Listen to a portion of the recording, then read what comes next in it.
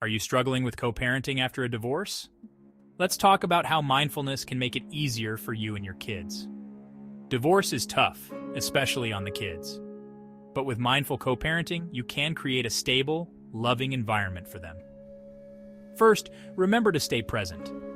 Arguments about the past won't help your children's future. Keep your focus on their needs. Second, communicate clearly. A well-thought-out parenting plan is essential. Discuss everything, from bedtimes to dietary restrictions, to ensure consistency across both homes. Third, seek professional help if needed. Mediators and therapists can offer guidance and support when communication breaks down. Remember, your kids need both of you. Even if your ex isn't cooperative, stay calm and keep the lines of communication open.